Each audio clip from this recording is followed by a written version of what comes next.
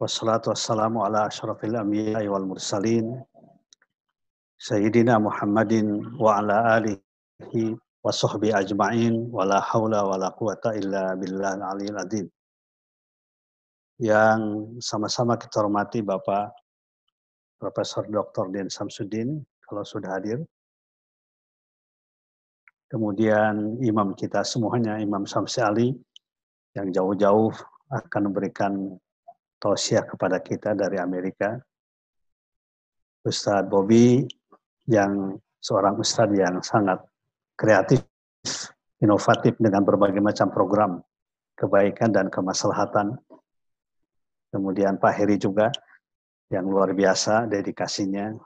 Kemudian para jamaah, para tokoh yang hadir dari berbagai daerah dan berbagai benua. Mudah-mudahan silaturahmi kita, pertemuan kita pada pagi hari ini, waktu Indonesia bagian Barat, pertemuan yang penuh dengan keberkahan, pertemuan yang penuh dengan kemanfaatan, dan pertemuan yang penuh dengan kemaslahatan. Salah satu momen yang diberikan oleh Allah Subhanahu wa Ta'ala, yang saya lihat ini merupakan salah satu hikmah positif dari COVID-19, walaupun banyak juga masalah-masalah yang diakibatkannya, tetapi sebagai Muslim, sebagai seorang mukmin, kita berhusnudzon kepada Allah Subhanahu wa Ta'ala bahwa di balik COVID-19 ini, pandemi COVID-19 ini, ada berbagai macam hikmah. Di antara hikmahnya itu adalah narasi yang selalu diungkapkan beberapa bulan yang lalu sampai sekarang, yaitu narasi bekerja di rumah, ya belajar di rumah, bahkan juga ibadah di rumah. Walaupun narasi ini pada awalnya sangat memberatkan hati kita, tidak akrab dengan telinga kita, tapi ternyata Allah sedang mendidik kepada kita bahwa jangan lupakan salah satu lingkungan pendidikan yang sangat penting dan menentukan masa depan umat dan bangsa. Masa depan generasi umat Islam, yaitu lingkungan keluarga. Karena keluarga itu sesungguhnya adalah lingkungan pertama pendidikan, dengan orang tua sebagai gurunya. Rasulullah SAW mengamanahkan langsung pendidikan anak-anak itu kepada keluarga, kepada orang tua. Bahkan juga sangat tergantung pada keluarga. Apakah akan dijadikan Yahudi, Nasrani, atau Majusi. Karena setiap anak dilahirkan dalam keadaan fitrah, dalam keadaan beriman, dalam keadaan bertauhid, siapapun dia. Kullu mauludi yuladu alal fitrah fa'abawahu. Fa'abawahu, maka tergantung pada kedua orang tuanya. Jadi sebenarnya madrasah yang pertama yang perlu kita pertahankan, yang perlu kita tetap pelihara eksistensinya, keberadaannya, dan kekuatannya adalah lingkungan pendidikan keluarga. Dari keluarga yang baik, insya Allah akan melahirkan komunitas yang baik. Bahkan juga bangsa ini baik dan buruknya sangat tergantung pada baik buruknya keluarga. Keluarga adalah institusi sosial yang paling kecil, tetapi akan punya pengaruh yang sangat luas bagi institusi sosial yang lebih besar, masyarakat dan bangsa kita. Jangan berharap bangsa akan baik kalau seandainya keluarga tidak baik. Jangan berharap bangsa akan sukses kalau kita tidak mensukseskan pendidikan anak-anak di dalam keluarga kita. Kalau kita tidak mengenalkan tauhid, kalau kita tidak mengenalkan ajaran Islam, kalau kita tidak membiasakan kebiasaan-kebiasaan yang positif di dalam keluarga. Jadi ketahanan keluarga itu ada sesuatu yang sangat penting dan urgent bagi kita. Pada saat yang sama kita mengatakan sebelum terjadi COVID-19 ini, bagaimana gerakan-gerakan yang sangat kuat untuk menghancurkan rumah tangga, terutama rumah tangga Islam. Gerakan-gerakan yang dibiayai dengan biaya yang sangat luar biasa, menghancurkan keluarga-keluarga Muslim. Gerakan LGBT saya kira sebagai sebuah contoh. Itu sebuah gerakan sebenarnya, sebuah intervensi pemikiran, bahkan juga intervensi tindakan, agar umat Islam tidak lagi mempertahankan keluarganya secara utuh. Tidak lagi menjadikan pernikahan yang sah sebagai pintu gerbang membangun sebuah keluarga yang sakinah, keluarga yang baik, keluarga yang bermanfaat. Ya, tetapi kemudian dengan izin Allah Subhanahu wa Ta'ala kita disuruh kembali back to home, kembali ke rumah. Ya, untuk apa? Untuk menjadikan rumah sebagai bagian penting dalam proses pembangunan bangsa dan negara ini. Bapak, Ibu, dan saudara sekalian yang saya muliakan, surat At-Tahrim adalah surat yang berkaitan dengan keluarga. Ya, dari ayat pertama sampai dengan ayat yang terakhir. Di situ ada ayat yang sangat terkenal, yaitu surat ayat 6. Ya ayyuhalladzina amanu qu anfusakum wa ahlikum naro. Wahai sekalian orang-orang yang beriman, jaga dan pelihara diri kamu sekalian dan keluarga kamu sekalian dari berbagai macam perbuatan-perbuatan, kelakuan-kelakuan yang akan menyebabkan kecelakaan di dunia maupun di akhirat. Kemudian pada ayat berikutnya, setelah Allah Subhanahu menjelaskan tentang pentingnya peranan keluarga, ada sebuah ayat yang memerintahkan kepada Nabi, ya, tetapi juga baik orang muslimin tentang yang berkaitan dengan masalah jihad. Jadi artinya semangat jihad, semangat berbuat yang terbaik buat agama, itu juga dilahirkan semangat itu dari dalam keluarga. Makanya keluarga itu sangat penting. Bagaimana kita semua seorang tua memperhatikan ya masalah yang berkaitan dengan keberpihakan pada ajaran Islam, keberpihakan pada kebaikan, ya, keberpihakan pada hal yang positif, pada tanggung jawab sosial itu berasal dari keluarga. Oleh karena itu, salah satu hikmah yang harus kita ambil dan harus kita pertahankan adalah masalah ketahanan keluarga ini. Mudah-mudahan dengan ketahanan keluarga yang terus-menerus kita bangun bersama akan menjadikan bangsa dan negara lebih baik. Saya yakin di situ modalnya. Ini yang sering terlupakan. Apakah kita pernah berjamaah di dalam keluarga sebelum ada narasi sholat di rumah, sebelum ada narasi bekerja di rumah? Apakah kita pernah misalnya membaca Quran bersama? Bapak, ibu, suami, istri, dan anak yang saling menyimak, saling mendengar, saling membaca Al-Quran. Apakah kita pernah melakukannya? Jangan-jangan tidak pernah. Apakah kita pernah jadi imam sebagai suami dengan makmumnya istri dan anak-anak? Mungkin juga. Ada yang baru pertama kali ini yang menjadi khotib misalnya ya, dengan jamaahnya adalah istri dan anak-anaknya. Ternyata memang juga sesuatu yang sangat indah. Kita merasakan sebuah keindahan, sebuah kenikmatan ketika keluarga kita, keluarga yang sama-sama tunduk kepada Allah Subhanahu wa taala. Sama-sama ruku sujud bersama-sama. Ya, sama-sama bacaannya Al-Qur'anul Karim. Karena bacaan Al-Quran itu akan menyentuh perasaan kita, menyentuh emosi kita, menghantarkan kita pada kebaikan. Saya tetap yakin bahwa husnul khotimah itu harus dimulai dari keluarga. Imam Ghazali mengatakan bahwa fasadul intiha bi fasadil ibtida. Ya, bahwa rusaknya di akhir, su'ul khotimah, ya, itu terjadi karena rusaknya di awal pada umumnya. Meskipun ada exception, ada pengecualian, ada illah. Ya, dalam kondisi tertentu ada orang yang rusak tapi kemudian ujungnya baik. Tapi pada umumnya kata beliau, fasadul intiha bi fasadil ibtida. Ya, hancurnya di akhir kehidupan kita karena hancurnya di awal. Hancurnya di awal itu dalam keluarga sebenarnya tidak pernah mendapatkan sentuhan-sentuhan tauhid. Dan beliau mengatakan salahul intiha bisalahil ibtida. Bahwa kebaikan ya di ujung kehidupan itu bermula dari kebaikan yang ditanamkan pada waktu dalam keluarga. Jadi kalau kita berbicara husnul khotimah yang sekarang akan diresmikan pesantrennya, sebenarnya ada hal yang sangat menarik. Bahwa husnul khotimah yang merupakan cita-cita kita semuanya, Allahumma inna nas'aluka husnal khotimah wa na'udzubika min syarril akibah wa su'il khotimah. Ya Allah, kami mohon kepadamu husnul khotimah, ujung kehidupan yang indah, yang kami mampu membaca kalimat tauhid la ilaha illallah ketika nyawa kita akan dicabut Allah Subhanahu wa taala. Ucapan terakhir itu adalah kalimat tauhid, kalimat la ilaha illallah. Itu adalah sebenarnya dibina dari awal, ya. Nah, demikian pula ketika kita tidak sempat naudzubillah min dzalik mengucapkan kalimat tauhid, itu juga dimulai dari awal meskipun sekali lagi kata beliau selalu ada pengecualian-pengecualian. Mudah-mudahan sekali lagi mari kita berhusnudzon kepada Allah Subhanahu wa taala menghadapi Covid-19 ini. Kemudian juga kita terus berbuat yang terbaik, membangun ketahanan keluarga, kemudian juga membangun ketahanan institusi yang kita miliki, pesantren kah itu, masjid kah itu, dan lain sebagainya. Dan mari jangan lupa satu, yaitu kita biasakan diri kita, keluarga kita, untuk melaksanakan wakaf. Karena wakaf itu adalah amal jariah yang akan mengalirkan pahala kepada kita semuanya. Infak yang terbaik itu adalah wakaf. Artinya kita memberikan sesuatu yang berguna, ya, yang kita cintai, sangat berguna bagi masyarakat, bagi umat dan bangsa. Kita sangat mencintainya. Seperti apa yang dilakukan Utsman bin Affan.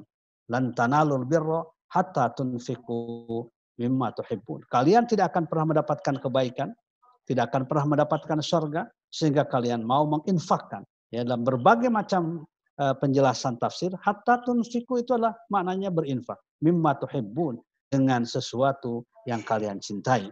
Mudah-mudahan pertemuan silaturahmi kita pada pagi hari ini akan pertemuan yang menguatkan kita untuk terus punya komitmen istiqomah dalam kebaikan, istiqomah dalam amal soleh. Demikian, alhamdulillahirabbil alamin. Assalamualaikum warahmatullahi wabarakatuh.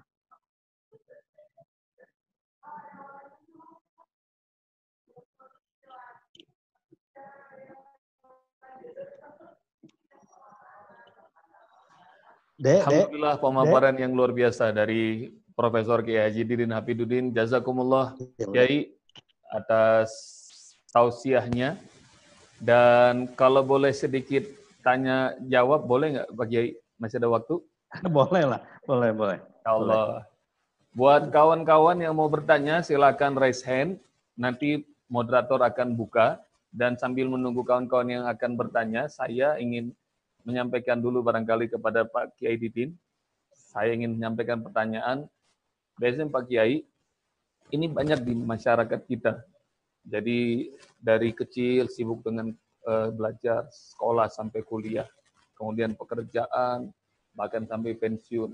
Setelah usia pensiun baru sadar belum bisa baca Al-Quran Pak Kiai.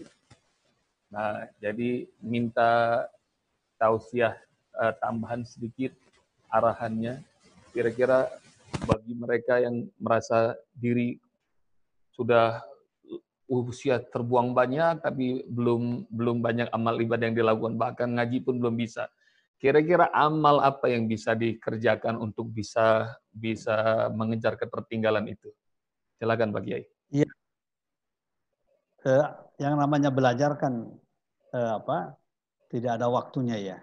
Kita sudah mengenal itu, bahwa bagi ajaran Islam, bagi orang Islam, belajar itu adalah sepanjang masa. Minal mahdi ilal lahdi.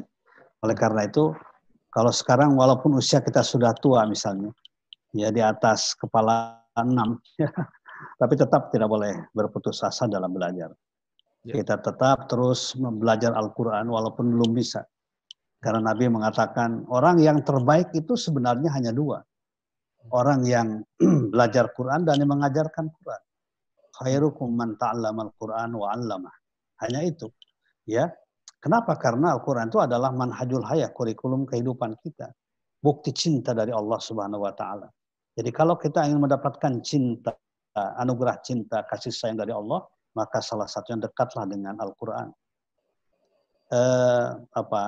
Asmaul Husna yang 99 nama Allah yang baik yang dipergunakan untuk mengajarkan Quran itu adalah Ar-Rahman, bukan yang lain, bukan nama yang lain.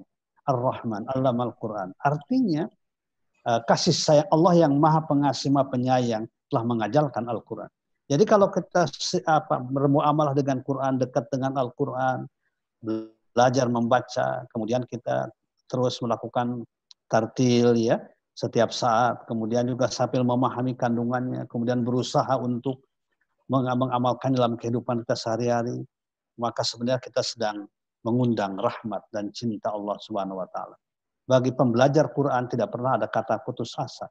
Ya, karena memang kita dilarang putus asa. Ya.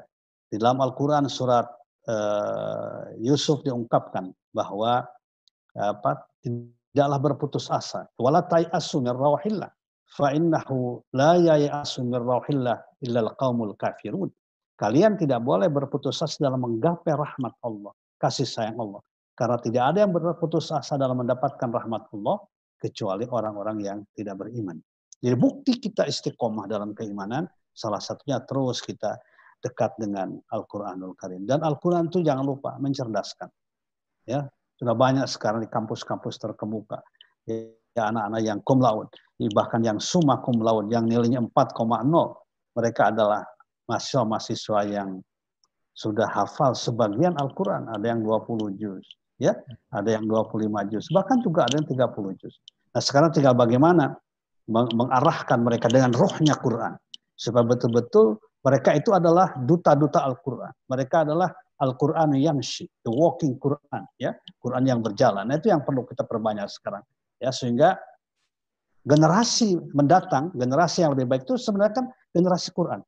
Ya, generasi yang mampu membangun peradaban, ya, oleh Said Qutb di dalam Ma'alimun fit Thariq dikatakan bahwa mereka itulah jailun Qur'aniyun faridun, generasi Quran yang utama. Jadi tidak ada cara bagi kita untuk membangun peradaban Islam ini ke depan kecuali kita semakin akrab dengan Al-Quranul Karim. Begitu Ustaz Bobi yang Baik, jazakumullah, luar biasa. sambil tersenyum. Pertanyaan singkat, jawabannya panjang sekali dari Profesor Kiai Haji Didin Hafidin. Jazakumullah Kiai. Dan lihat tuh, jadi saya bertanya tentang bagaimana orang yang lanjut usia belum bisa baca Quran, jangan putus asa, karena manusia yang terbaik adalah orang yang senantiasa belajar mengajar Al-Quran. Jadi dari mulai kecil sampai husnul khotimah, insya Allah Pak Kiai ya, kita terus bersama Al-Quran. Amin. Insya Allah. Dan jazakumullah Pak Kiai Didin, mohon masih sebentar bersama kami, dan barangkali Pak Kiai dan semua peserta acara launching pesantren Husnul Khotimah ini pengen tahu, bagaimana sih lokasi pesantren Husnul Khotimah yang ada di Joglo, Desa Cebrem, Cisarua, Kabupaten Bogor. Berikut ini tayangannya.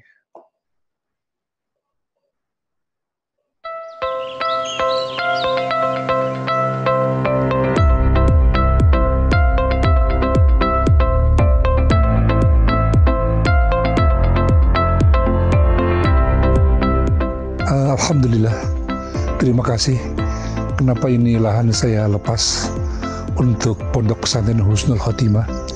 Yang pertama, saya melihat, saya membaca rencana program Pesantren Husnul Khotimah sangat bagus sekali untuk umat Islam, untuk bangsa ini.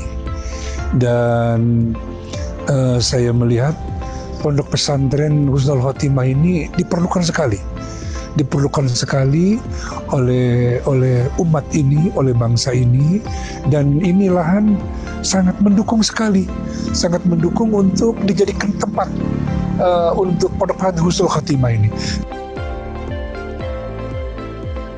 Memerlukan lahan untuk pertanian gitu ya, untuk apalagi kegiatan-kegiatan yang lain, kan ini pandangannya ini tempat sangat nomor wahid ini. Banyak yang berminat ini ke lahan ini, tapi saya dengan jujur demi Allah, saya nggak akan saya berikan, saya bilang, untuk selain yang untuk kepentingan umat. Jadi saya melihat ini cocok sekali ketika saya ingin mau melepas ini tanah, memang betul-betul untuk kepentingan umat Islam. Dan saya yakin ini sampai hari kiamat bermanfaat buat umat Islam. Jadi anak-anak di sini ya, tim piatu duafa ini banyak sekali. Ini kan harus ada apa ya, tempat untuk belajar bertani gitu ya, bahkan mungkin untuk rekreasi para donatur. Jadi ini saya sangat berterima kasih kepada teman-teman, terutama Pak Haji Heri ini yang sudah berkomunikasi dengan saya, alhamdulillah, sehingga insya Allah ini tanah yang kurang lebih luasnya ini tanah 1,5 hektar, 2 hektar. Jadi ini cukuplah insya Allah untuk kepentingan umat, insya Allah, untuk kegiatan umat, untuk mengedukasi umat di sini, insya Allah cukup, dan sangat luar biasa ini, sangat bagus sekali. Terima kasih banyak Adik.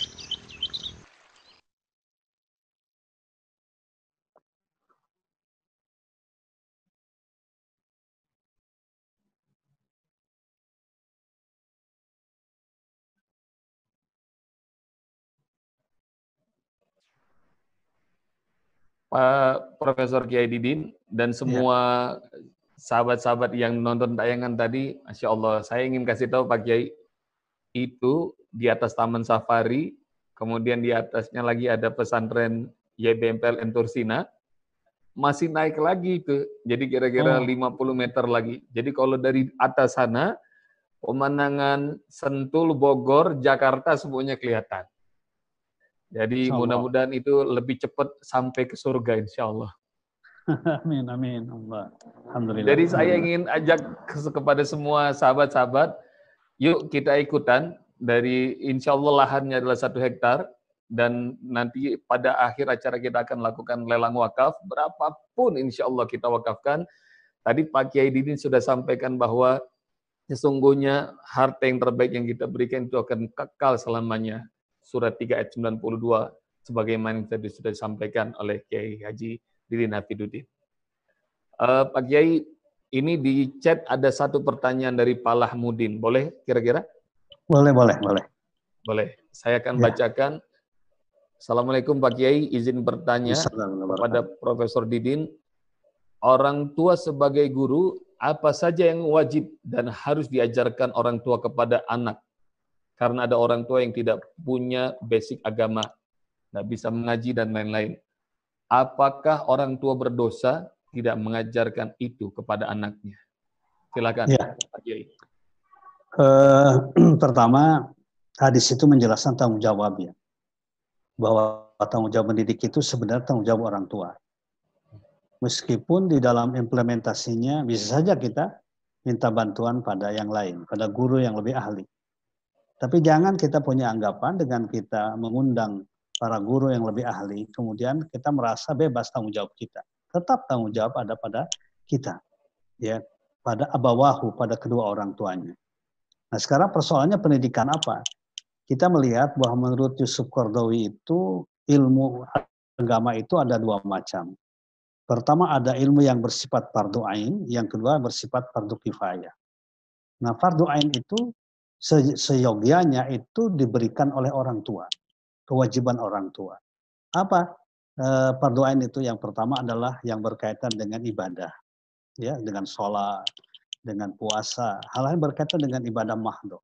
Itu fardu ain. Itu kewajiban orang tua sebenarnya. Kalau orang tua mengundang guru yang lain silahkan, tapi tetap kewajiban pada orang tua. Yang akhlakul karimah, itu kewajiban orang tua, mendidik akhlak, mendidik moral, tanggung jawab, memberi contoh. Ya. Kemudian yang ketiga adalah Al-Qur'anul Karim. Ternyata bacaan Quran itu kewajiban orang tua. Ya, kewajiban orang tua. Makanya kan di dalam sebuah hadis dikatakan adibu auladakum bisalasi khisalin. Didiklah anak-anak kamu sekalian itu dengan 3 hal. Pertama adalah hubbi nabiikum, cinta kepada Nabi, wa hubbi ahli baiti, dan cinta pada keluarganya, pada sahabatnya, wa qiraatil Quran, dan membaca Quran. Jadi kewajiban dari orang tua. Nah, kemudian kalau itu sudah bisa dilaksanakan di rumah, maka sudah selesai dia fardu ainnya, baru adalah fardu kifayah. Fardu kifayah itu adalah ilmu-ilmu yang berkaitan dengan pembangunan umat, itu fardu kifayah. Sesuai dengan bidang masing-masing, kedokteran, kesehatan, pertanian. Tapi kalau yang berkaitan dengan fardu ain, ya, yang tujuannya membentuk syakhsiyah Islamiyah, itu menjadi kewajiban dari para orang tua. Begitu, Pak. Itu antara lain yang penjelasan di dalam sebuah kitab namanya adalah Ar-Rasul wal Ilmu, yang sudah terjemahkan ke bahasa Indonesia, ilmu dalam perspektif sunnah, ya. Itu antara lain ilmu itu 2 macam.